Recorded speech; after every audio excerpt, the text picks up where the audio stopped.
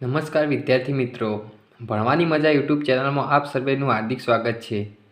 આજે આપણે ગોળીય અરીસાઓ વડે રચાતા પ્રતિબિંબો વિશે માહિતી મેળવીએ। તો ગોળીય અરીસા વડે પ્રતિબિંબ કેવું મળતું હશે તેની માહિતી મેળવવા પહેલાં આપણે સમજી લઈએ કે જેમ સમતલ અરીસા વડે પ્રતિબિંબ આભાસી અને ચત્તુ રચાય છે, એ જ રીતે ગોળી અરીસા વડે પણ કોઈક ને કોઈક પ્રकारનું પ્રતિબિંબ તો આપણને મળતું જ હશે। તો આ માટે પહેલાં તો આપણે ગોળી અરીસા વડે રચાતા પ્રતિબિંબોમાં અમુક નિયમો હોય છે કે કેવા પ્રકારના નિયમો છે તે આપણે જાણવા જરૂરી છે। તો આવો આપણે પહેલાં એ નિયમો વિશે જાણકારી મેળવીએ। તો પહેલાં નિયમ છે કે મુખ્ય અક્ષને સમાંતર અરીસા પર આપાત થતું કિરણ પરાવર્તન પામીને મુખ્ય કેન્દ્રમાંથી જ પસાર થાય છે। મુખ્ય અક્ષને સમાંતર અરીસા પર આપાત થતું કિરણ પરાવર્તન પામીને મુખ્ય કેન્દ્રમાંથી જ પસાર થાય છે। તો આપણે આકૃતિ દ્વારા સમજીએ તો આ એક ગોળીય અરીસો આવેલો છે। આ આપણી એક મુખ્ય અક્ષ છે, આ ધ્રુવ P છે। તો શું કહે છે કે મુખ્ય અક્ષને સમાંતર કોઈ પણ કિરણ આપાત થાય અને અરીસા પરથી પરાવર્તન પામીને જો મુખ્ય અક્ષને છેદ તો એ આપણું મુખ્ય કેન્દ્ર હોય। કોઈ પણ સમાંતર રેખા હોય જે મુખ્ય અક્ષને સમાંતર હોય તો એ પરાવર્તન પામીને મુખ્ય કેન્દ્રમાંથી પસાર થાય છે, આવું કહેવા માગે છે। બીજો નિયમ શું છે? તો બીજો નિયમ છે એ જ પ્રમાણે મુખ્ય કેન્દ્રમાંથી પસાર થતું પ્રકાશનું કિરણ અરીસા પરથી પરાવર્તન પામી મુખ્ય અક્ષને સમાંતર દિશામાં ગતિ કરે છે। એટલે કે આપણો અરીસો હોય, અરીસા પર મુખ્ય અક્ષ આવેલી હોય, આ ધ્રુવ P છે, એના ઉપર આપણું એક મુખ્ય કેન્દ્ર F આવેલું હોય। હવે મુખ્ય કેન્દ્રમાંથી પસાર થતું કિરણ હોય એ અરીસા પરથી પરાવર્તન પામીને મુખ્ય અક્ષને સમાંતર પરાવર્તિત થાય છે। તો મુખ્ય અક્ષને સમાંતર પરાવર્તિત થાય છે। આ આપાત કિરણ મુખ્ય કેન્દ્રમાંથી પસાર થઈ અરીસા પરથી પરાવર્તિત થાય ત્યારે આપણી મુખ્ય અક્ષ રહી એને સમાંતર દિશામાં ગતિ કરે છે। પછી ત્રીજા નંબરનો પોઈન્ટ છે કે અરીસાના વક્રતા કેન્દ્રમાંથી પસાર થતું પ્રકાશનું કિરણ અરીસા પરથી પરાવર્તન પામી તે જ માર્ગ પર પાછું ફરે છે। એટલે કે આપણું વક્રતા કેન્દ્ર C આવેલું હોય, આ ધ્રુવ P, મુખ્ય કેન્દ્ર F હોય, અહીં વક્રતા કેન્દ્ર C હોય। તો શું કહે છે કે વક્રતા કેન્દ્રમાંથી પસાર થતું કિરણ એ અરીસા પરથી પરાવર્તન પામીને તેના તે જ દિશામાં પાછું ફરે છે। એટલે કે જે માર્ગે તે આપાત થયું હોય તે જ માર્ગે પાછું ફરે છે। એટલે કે જે દિશામાં આવ્યું હોય ને એના એ જ માર્ગે પાછું ફરે છે। આવું માત્ર વક્રતા કેન્દ્રમાંથી પસાર થતું હોય, વક્રતા કેન્દ્રમાંથી, એવા જ પ્રકાશના કિરણ માટે આ લાગુ પડે છે। અહીં આ વક્રતા કેન્દ્ર Cમાંથી પ્રકાશનું કિરણ આપાત થાય છે તો એના એ જ માર્ગે પરાવર્તન થાય છે। તો આ નિયમો એ ગોળીય અરીસાઓ દરેક પ્રકારના ગોળીય અરીસાઓને લાગુ પડે છે, ચાહે એ અંતર્ગોળ અરીસો હોય અથવા બહિર્ગોળ અરીસો હોય। હવે આપણે અંતર્ગોળ અરીસા વડે રચાતા પ્રતિબિંબો વિશે વાત કરીએ। તો જ્યારે વસ્તુ અનંત અંતરે હોય ત્યારે કેવા અંતર્ગોળ અરીસા વડે, અહીં MN એ અંતર્ગોળ અરીસો છે, એનું દર્પણમુખ, તો અંતર્ગોળ અરીસા વડે કેવા પ્રકારનું પ્રતિબિંબ રચાય છે તે આપણે જોઈએ। તો જ્યારે વસ્તુ અનંત અંતરે હોય ત્યારે તેના કિરણો મોસ્ટ ઓફ સમાંતર હોય। તો સમાંતર કિરણ એ આપણા અરીસા ઉપર આપાત થશે તો એ આપણે જાણીએ છીએ કે સમાંતર આપાત થતું કિરણ એ હંમેશા શેમાંથી પસાર થાય? આપણા વક્રતા કેન્દ્રમાંથી પસાર થાય। એ જ રીતે અહીં એક નીચે પણ સમાંતર કિરણ આપાત થાય તો તે પણ કેન્દ્રિત થઈને મુખ્ય કેન્દ્ર F પર કેન્દ્રિત થશે। આમ વસ્તુનું પ્રતિબિંબ આપણને ક્યાં મળશે? તો આપણા મુખ્ય કેન્દ્ર F પર મળશે। વસ્તુનું પ્રતિબિંબ મુખ્ય કેન્દ્ર F પર મળશે। તો આ પ્રતિબિંબ કેવું હશે? તો પ્રતિબિંબ એકદમ નાનું હશે. કેવું હશે? નાનું હશે. પછી ઉલટું હશે, નાનું ઉલટું. અને કઈ બાજુ મળે? તો આપણું જે આ અરીસો છે, અરીસાની ડાબી બાજુ મળે છે. જે બાજુથી પ્રકાશના કિરણો આપાત થાય છે એ જ બાજુ વસ્તુનું પ્રતિબિંબ મળે છે. આથી આ પ્રતિબિંબ વાસ્તવિક હશે. વાસ્તવિક પ્રતિબિંબ કોને કહેવાય? તો વાસ્તવિક પ્રતિબિંબ એને કહેવાય કે જે પણ પ્રતિબિંબ આપણે પડદા અથવા કાગળ પર ઝીલી શકતા હોઈએ તો તેવું પ્રતિબિંબ એ વાસ્તવિક પ્રતિબિંબ કહેવાય. તો અનંત અંતરેથી આવતા કિરણો એ આપણા મુખ્ય કેન્દ્ર પર કેન્દ્રિત થશે અને મુખ્ય કેન્દ્ર F પર આપણને વસ્તુનું નાનું ઉલટું અને વાસ્તવિક પ્રતિબિંબ જોવા મળશે. હવે આપણે જોઈએ બીજા નંબરનો ટોપિક કે જ્યાં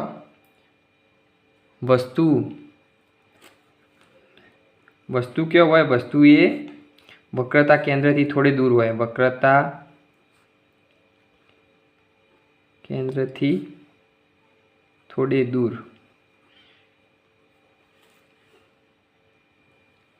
તો આકૃતિમાં દર્શાવ્યા મુજબ એક વસ્તુ AB એ વક્રતા કેન્દ્ર C થી થોડે દૂર આવેલી છે. હવે આપણા મુખ્ય અક્ષને સમાંતર કોઈ કિરણ લેન્સ ઉપર આપણા અરીસા ઉપર આપાત થાય તો તે મુખ્ય કેન્દ્ર Fમાંથી પસાર થશે અને આ Cમાંથી પસાર થતું કિરણ એના એ જ માર્ગે પાછું ફરશે. એટલે આપણું પ્રતિબિંબ ક્યાં રચાશે? તો પ્રતિબિંબ એ વક્રતા કેન્દ્ર C અને મુખ્ય કેન્દ્ર Fની વચ્ચે રચાશે.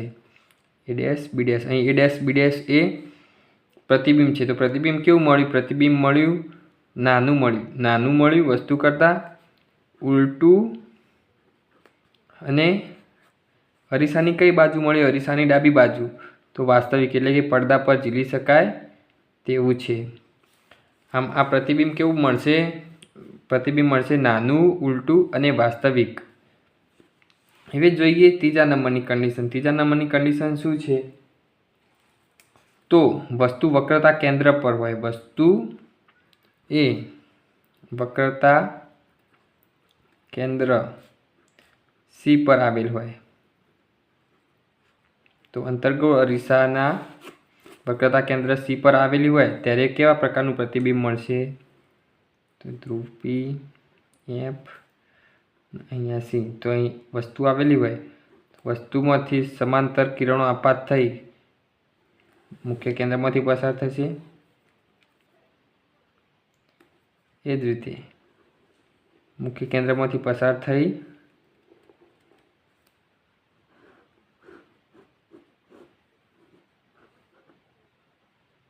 આપણને વસ્તુનું પ્રતિબિંબ એ C પર જ જોવા મળશે. ક્યાં જોવા મળશે?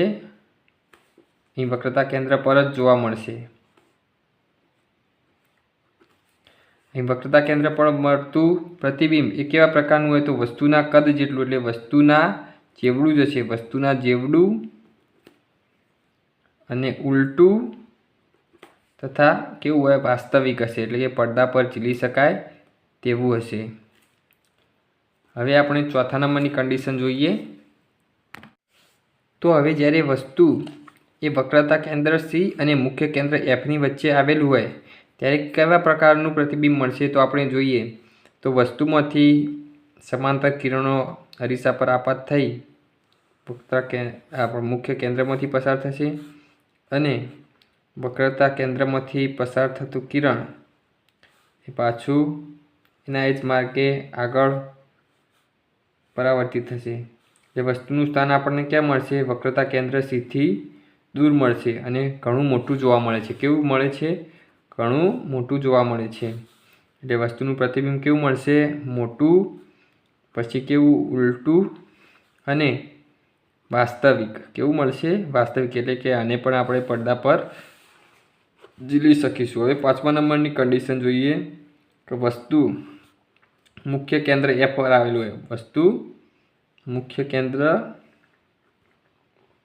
F પર હોય તો કેવા પ્રકારનું પ્રતિબિંબ રચાશે? તો આપણો અરીસો દોરી દઈએ, અંતર્ગોળ અરીસો. ધ્રુવ P, મુખ્ય કેન્દ્ર F, વક્રતા કેન્દ્ર C. તો વસ્તુ અહીં F પર આવેલી હોય તો શું થશે?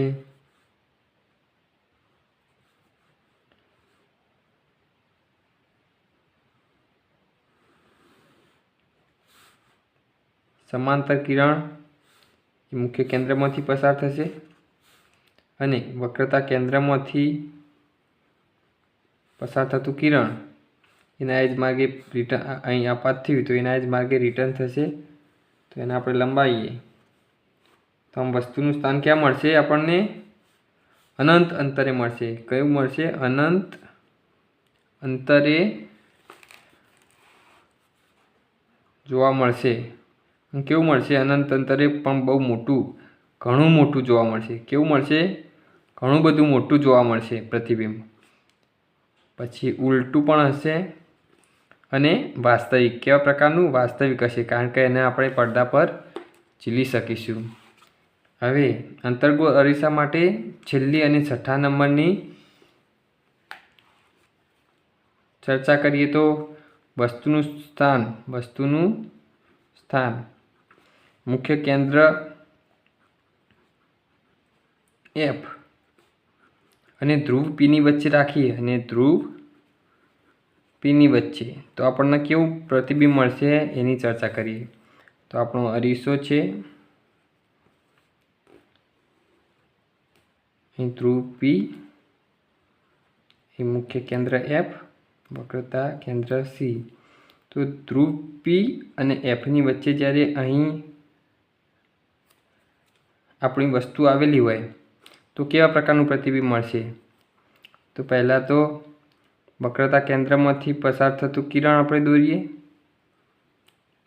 અહીં આપણી વસ્તુ હોય તો એના જ માર્ગે આપણને પાછું ફરતું જોવા મળશે અને અરીસાની પેલી બાજુ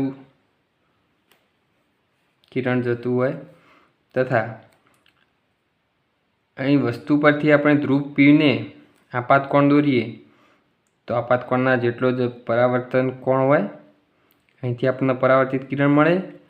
પરંતુ આ કિરણ રહ્યું એ અરીસાની પાછળની બાજુ જાય છે. અરીસાની પાછળની બાજુ આપણે લંબાવીએ તો આ રીતે અરીસાની પાછળની બાજુ આપણને પ્રતિબિંબ મળે. આ જગ્યાએ આપણને પ્રતિબિંબ મળે છે. તો પ્રતિબિંબ કેવું મળ્યું? પ્રતિબિંબ મળ્યું આપણને થોડું મોટું મળ્યું, વસ્તુ કરતાં મોટું. કેવું મળ્યું? વસ્તુ કરતાં મોટું. અને જે દિશામાં એ બી હતું એવું ને એવું જ A ડેશ B ડેશ, એટલે કે સીધું મળ્યું, ઉલટું ના મળ્યું, આપણને ચત્તું મળ્યું. અને આ અરીસો છે આપણો. શું છે? અરીસો. અરીસાની પાછળની બાજુ. તો પાછળની બાજુ મળે તો એ પ્રતિબિંબ કેવું હોય? પાછળની બાજુ પ્રતિબિંબ મળે એ હંમેશા આભાસી હોય. આથી આપણે જે જુદી જુદી 6 ધારણાઓ જોઈ કે કઈ જગ્યાએ પ્રતિબિંબ મળે, તો આ છઠ્ઠા નંબરની હતી અભિધારણા. એમાં આપણને વસ્તુનું પ્રતિબિંબ અરીસાની પાછળની બાજુ મળે છે. આથી આ પ્રતિબિંબ કેવું હોય? આભાસી. તો વસ્તુ એ મુખ્ય કેન્દ્ર F અને ધ્રુવ P ની વચ્ચે હોય, મુખ્ય કેન્દ્ર F અને ધ્રુવ P ની વચ્ચે, ત્યારે મળતું પ્રતિબિંબ એ હંમેશા વસ્તુ કરતાં મોટું, ચત્તું અને આભાસી મળશે. તો આપણે અંતર્ગોળ અરીસા વડે રચાતા પ્રતિબિંબો વિશે જોઈ ગયા. તો હવે આપણે આ જુદા જુદા 6 પ્રકારના જે અભિધારણાઓ જોઈ કે કઈ જગ્યાએ વસ્તુ મૂકવાથી કેવા પ્રકારનું પ્રતિબિંબ મળે છે, એના પરથી આપણે અંતર્ગોળ અરીસાના જુદા જુદા ઉપયોગો વિશે ચર્ચા કરીએ. તો અંતર્ગોળ અરીસાનો ઉપયોગ એ તમે ટોર્ચ જોઈ છે, ટોર્ચ અથવા ગાડી અથવા બાઇકના લેમ્પ જોયા છે. તો લેમ્પમાં અંતર્ગોળ અરીસાનો ઉપયોગ થાય છે. તો આ પ્રકારની રચના હોય છે. અહીં આપણો લેમ્પ હોય છે અને એની આજુબાજુ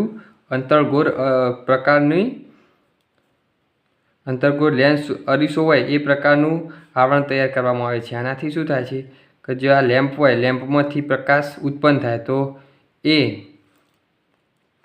પ્રકાશના કિરણોને સમાંતર કરે છે અને જેમ બને એમ વધુ સમાંતર કરી અને વધુ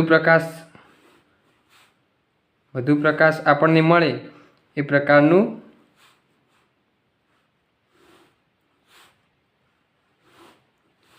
પ્રકારની રચના તૈયાર થાય છે। એટલે કે અહીં લેમ્પ આવેલો હોય, આ લેમ્પમાંથી આ પ્રકારના અંતર્ગોળ અરીસા ટાઈપનું આજુબાજુ આવરણ સિલ્વર કલરનું હોય છે। આના લીધે જે પ્રકાશનું નાનું પણ કિરણ હોય તે ખૂબ મોટા પ્રમાણમાં વિવર્તિત થાય છે અને આપણને ખૂબ જ મોટા પ્રમાણમાં લાઇટનો જથ્થો જોવા મળે છે। એટલે કે પ્રકાશ આપણને વધુને વધુ પ્રકાશ આ રીતે મળે છે।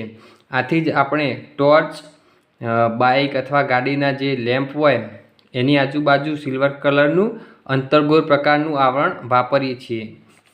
બીજો એક આપણે એનો ઉપયોગ જોઈએ તો અંતર્ગોળ અરીસાનો ઉપયોગ આપણે દાઢી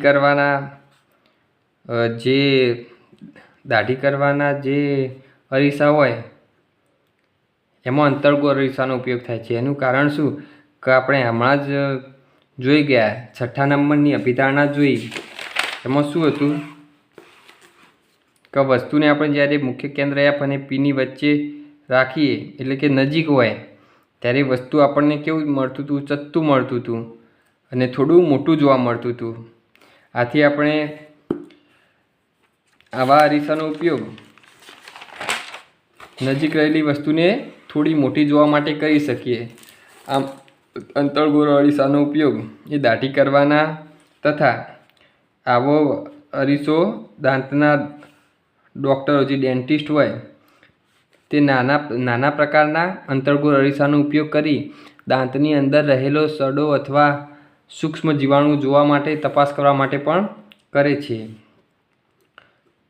પછી જોયું કે અનંત અંતરેથી આવતા જે કિરણો હતા અંતર્ગોળ અરીસામાં દૂર દૂરથી જે પ્રકાશના કિરણો આવતા હતા એ મુખ્ય કેન્દ્ર F પર કેન્દ્રિત થતા હતા। આપણે જોયું હતું કે અનંત અંતરેથી જે સમાંતર કિરણો આવતા હતા એક કેન્દ્ર પર કેન્દ્રિત થતા હતા મુખ્ય કેન્દ્ર F આગળ। આથી જે સૌર ભઠ્ઠીઓ હોય એમાં પણ આ પ્રકારના અંતર્ગોળ અરીસા લગાવવામાં આવે છે। આથી બધા જે સૂર્યના કિરણો હોય એક જ જગ્યાએ કેન્દ્રિત કરી અને સૌર ઉર્જાનો ઉપયોગ કરવા માટે સૌર ભઠ્ઠીમાં અંતર્ગોળ અરીસાનો ઉપયોગ કરવામાં આવે છે। કઈ જગ્યાએ? સૌર ભઠ્ઠીમાં એટલે કે સૂર્યપ્રકાશને કેન્દ્રિત કરીને ઉર્જા મેળવવા માટે અંતર્ગોળ અરીસાનો ઉપયોગ કરવામાં આવે છે। અંતર્ગોળ અરીસો આમ જુદા જુદા ક્ષેત્રોમાં આપણે ઉપયોગ જોઈ ગયા।